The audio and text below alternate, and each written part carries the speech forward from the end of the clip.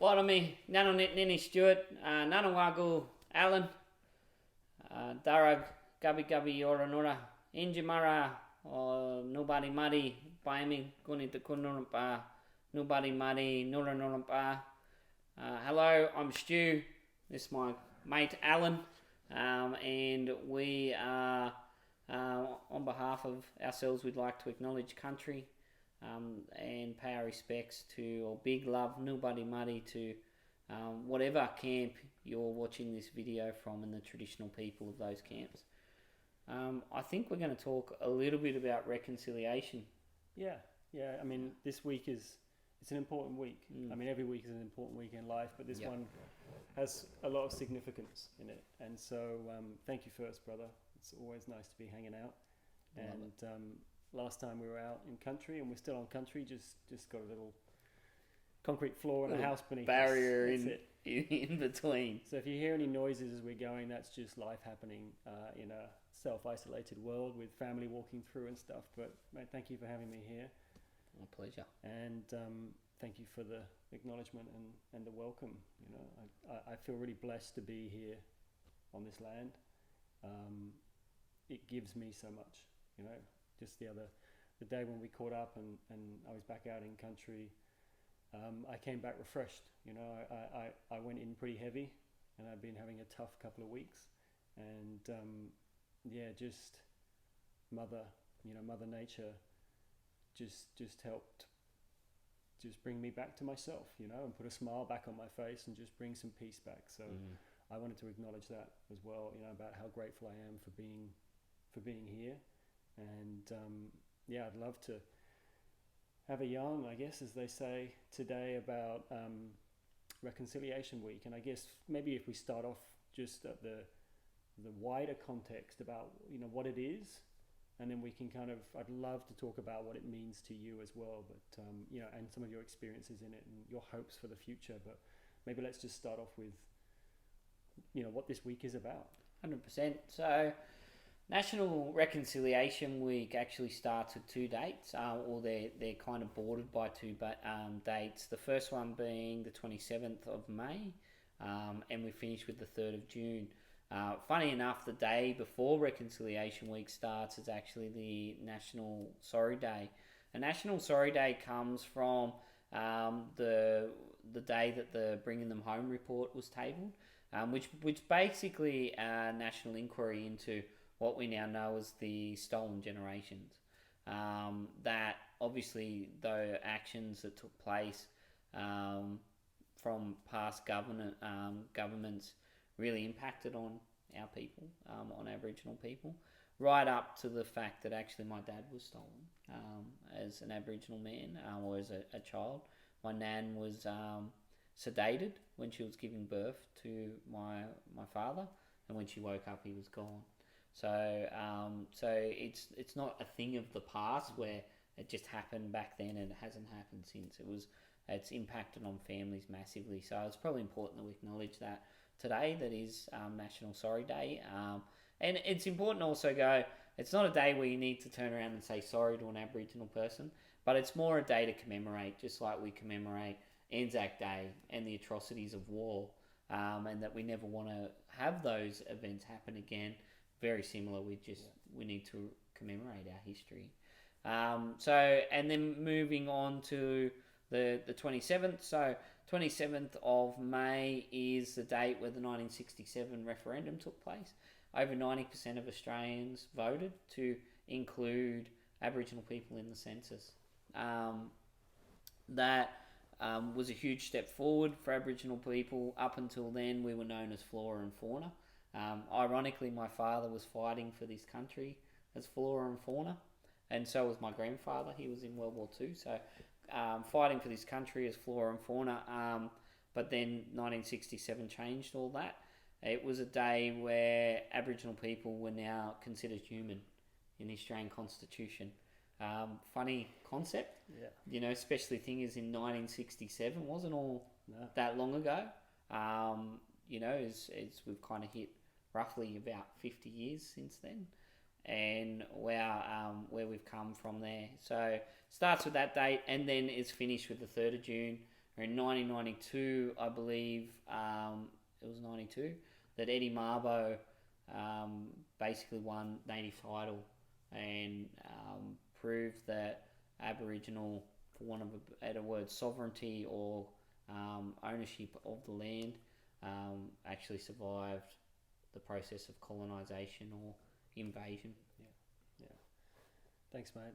That's super helpful, and I think thank you for sharing that first part in terms of how close it is to your own life, and the experience that you've had in life, because it's so alive, and I think that's something that's kind of so important to acknowledge. What's throughout your life, what has this week, what's Reconciliation Week meant to you or for you? It's a big question. So I'll go back to when probably reconciliation started for me, which was during 2000, during the when the walk across Sydney Harbour Bridge took place, and that to me was a huge day. I was 15 at the time, so I was still a young boy, and for me it was probably the first day that I'd felt proud to be an Australian.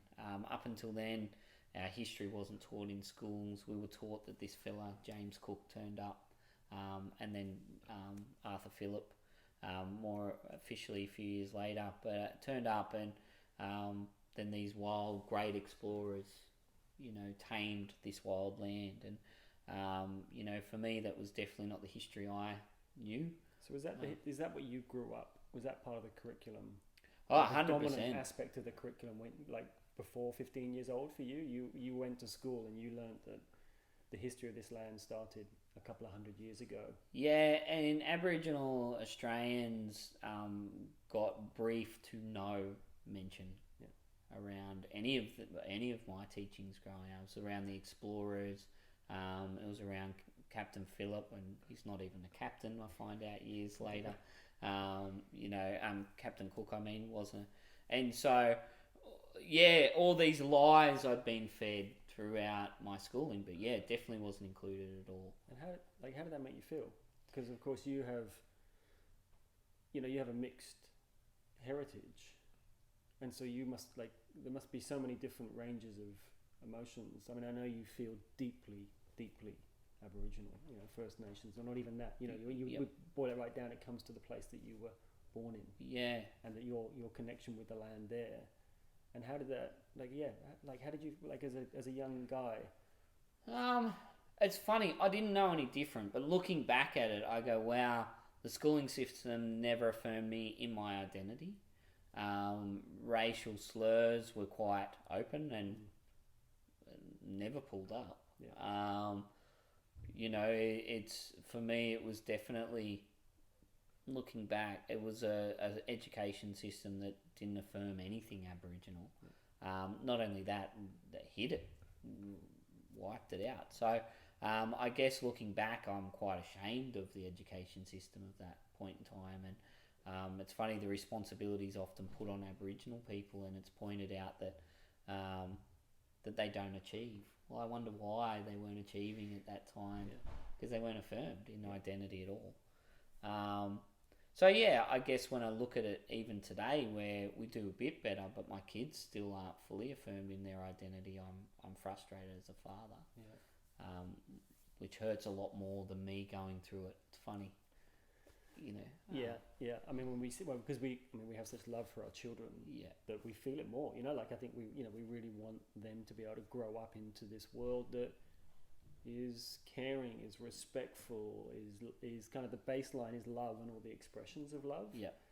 And a part of why we're here today, as in not sitting here today, but this need for reconciliation, is because of aspects of society just born out of fear and a desire for control and all of these things. And it's one thing to experience that yourself, but the next part is then when you have children, is wanting wanting to be a part of helping the world to become better for them and for their children.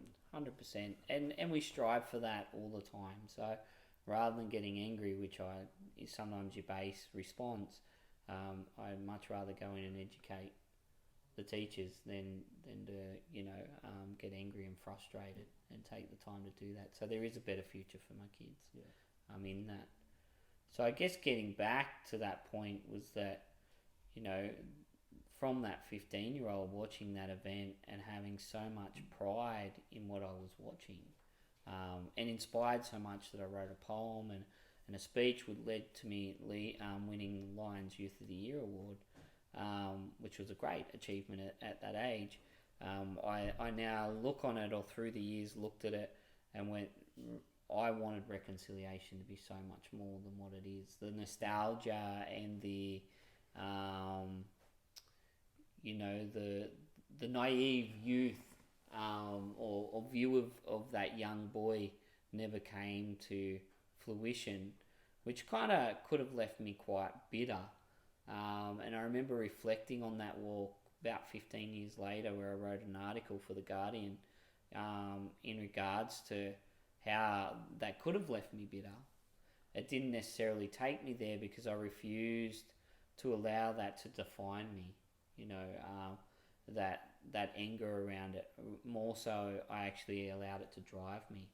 And so where I look at the narrative of my life, just being black and white, like my genetic narrative says I'm reconciliation, let alone my narrative that I've carried forward has always been about being the one to extend the hand and to try and walk with others. And that's right throughout our history.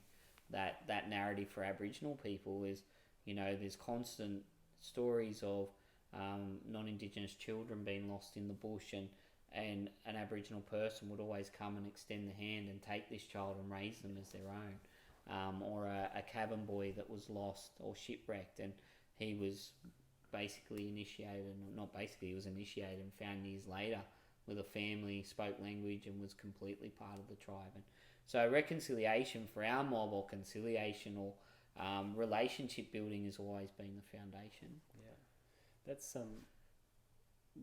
that point that you mentioned about children, non-Indigenous children getting lost in the bush and then being brought in by First Nations communities reminds me of something that you've talked about, and I've been lucky enough to be in your presence and with groups that we've been working with over time, about the concept of story as well, and that I'd love you will do a much better job at elaborating on it, but that point where there's been all of your stories, all of the First Nations stories going on for hundreds of thousands of years, and that your approach is very much that as someone like myself walks into this country, that I'm accepted and my story is merged into the story of this land. And so it's not an either or. It's not about two sides.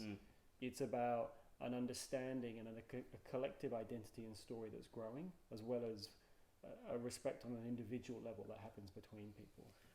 100%. And I have probably two people to thank for that. One would be my mum, who's a non-Indigenous woman who has always supported us to identify, even through her own fears of us identifying and what that meant for her to watch her children grow up. But she taught me not to be aggressive in my culture, but rather to share and to be loving and compassionate and inclusive.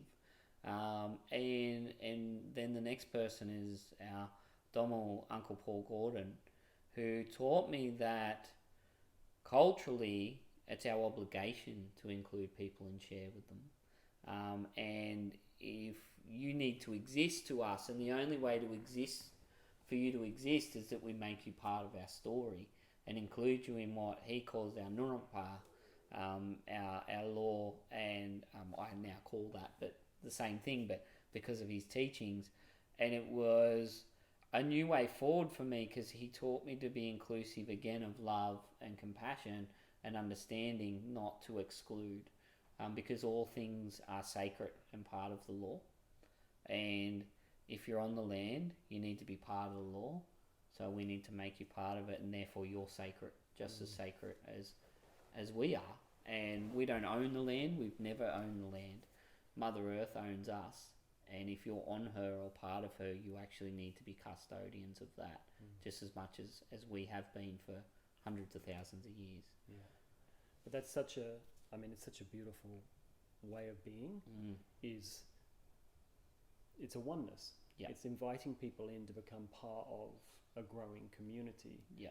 And it feels like, and I'm very new on this land, but it feels like that approach, that energy, that baseline, that way of looking at the world and of behaving, could be so helpful in helping dissolve some of the divisive approaches, the separate approaches, the them and us approaches that has seemed to have been the dominant story since Captain Cook turned up on these lands. Yes.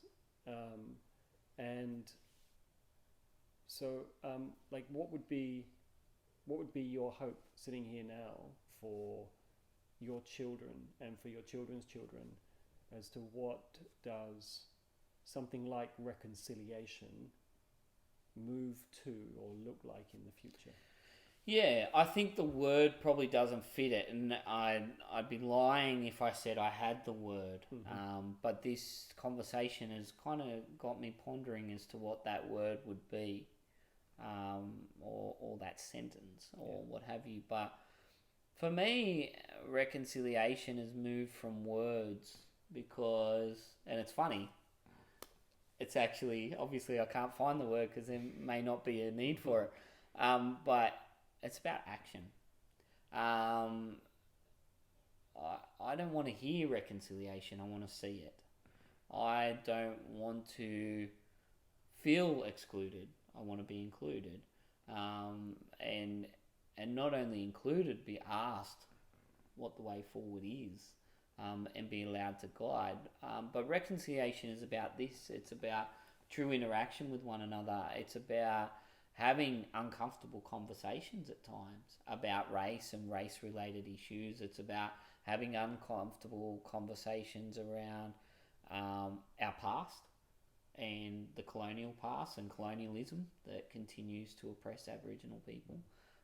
It's about challenging our political system and how that operates, because they very much sprout divisiveness and separatism for all Australians, where I think it's really important that we walk together. I mean, even the system itself, you vote for one side or the other. Yeah. You know, it's at its heart, it's not about oneness or about union, and about working together. Yeah. It's about taking sides, and taking sides has been a story that's been repeated and repeated, not just in Australia but throughout the world. Yeah. And that hasn't led to the most abundant or loving outcome. 100%. Like our elders used to sit down when making decisions, and they would not leave until there was a consensus found. So, a joint decision that everyone was happy with. It wasn't about a majority being happy. It was about everyone being happy with the path forward. And that would have taken time. Well, it's a slow path, isn't it? It is. And it, like you just said, you can't necessarily find the word right now. Yeah. And it's something that we feel like somehow that makes this less than. Yeah. Like you should be able to define it. Yeah. But sometimes the definition comes after the experience. Yeah. Like the understanding comes after we've experienced something, which is the action. Yeah. It's like walking together enables us to then find the words that help others understand how we can come closer together as all people. 100%. And I can tell you what it feels like. Yeah. And I can almost tell you what it smells like or tastes like. But yeah, just finding the word. And I'm sure much smarter people than myself have pondered this and maybe have come up with the word. I'm not sure. But yeah, I can almost know what it feels like. But to put the words around it, it'll take some time. But that's okay. Totally. Totally. Well, it's like you asked me earlier, just before we turned the camera on, or half an hour ago before that. You asked me what my experience was as a guy growing up in England. Yeah. Around how did I feel? How did I feel about reconciliation? How did I feel about colonialism? And it's it's a big question. You know, I had some words for it, and we had a lovely conversation. But like anything, like any great question, that will stay with me, and other stuff will keep coming up, and it'll just keep. It's like a mirror, and it'll keep providing reflections for me that will help me in my, you know, my journey as I walk as well. Yeah. I think the fact that we're willing to sit in this space with one another means we've come a long, long way in that area as well, where we can be uncomfortable and have those combos. And not that it was an uncomfortable conversation by any means, actually, but it was just something I was interested in. And I hope we can do more of. And I hope this element of those conversation gets to carry forward and becomes the new part of Australian narrative. Yeah, and I think that, like, I feel so grateful just as a friend, you know, that we get to hang out and we get to have conversations where we get to learn from our own unique experiences on life. And then there's always a commonality. That commonality is love, right? That commonality is a friendship, is a bond, and that's the most important thing. And I think it also has goodwill attached to it. You know, we both come with a genuine goodwill towards one another to that if that love gets tested or that respect gets tested, that we have the goodwill to solve it and work through it with one another without our ego being attached to it or judgment of emotions and those things. Yeah, and I think that we don't have the word necessarily, or you don't have the word for reconciliation right now, but maybe just in what we've talked about, you know, there's some seeds in that, you know, just about how, for me, like, my biggest hope would be that the energy and the intent that sits behind bringing people in, inviting people in to land into your story, into your world, it doesn't matter where you come from, you know, that alone would help break down and dissolve so many barriers that cause so many issues and so much fear that then generates even more issues. And just that opening up, you know, as people, and welcoming in and welcoming difference and accepting and respecting that as well and finding common ground. I think that's, you know, it's a beautiful hope for the future. 100%, and I completely concur with that. I think part of my hope as well is that one day I'm not feeling the responsibility to carry the flag of reconciliation. That, you know, it's led by non-Aboriginal Australians, and by that I mean being guided by Aboriginal people, but also them being the ones going, hey, how do I fix this, rather than Aboriginal people still being the ones to extend the hand out, if that makes sense. Yeah, that it becomes a community movement, effectively, and that the catalyst can be from any side of the community. Yes. Yeah. And I think that you know, that's growing, it feels. And again, correct me if I'm wrong, because I'm very early, you know, in this country. But, you know, there is a coming together, and obviously that's partly for our reality determined by the circles that we connect in and you know, like, socialize in and those sorts of things.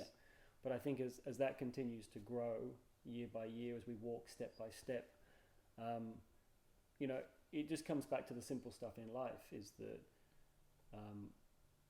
coming together, dissolving boundaries between each other, makes life more abundant, it makes life more joyful. It's what life is like when we're first born, and we just love life, and we love being around people. It doesn't matter the skin color, it doesn't matter the job that their dad did, what street they live in. That comes later. That's the stuff that we learn along the way. And that I think if we can come back to the most simple elements of being in life, that provides some beautiful foundations for us to move forwards. Yeah, mate, you put it beautifully. I totally agree. When we cut through all the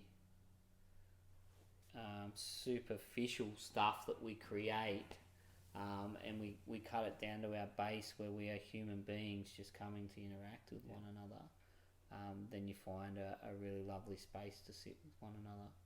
and forge a path forward. I'd love to say that we're there holistically, but we've got a long way to go, I think. But that's the journey analogy, isn't it? Yeah. I think, but for me, I'm so grateful just to walk these few steps with you, brother, and thank you for sharing a very small part, I know, of your story today. My pleasure. Thanks for coming and having the yarn and creating the platform for us to have the conversation. Anytime, my friend. Anytime. Love it. Garagaram Borowe Banga Mare Walan. Garagaram Borowe Banga Mare Walan. Garagaram Borowe Banga Mare Walan. Garagaram Borowe Banga Mare Walan. Garameli Banga Bojari Arago. Garameli Banga Bojari Arago. Garameli Banga Bojari Arago. Garameli Banga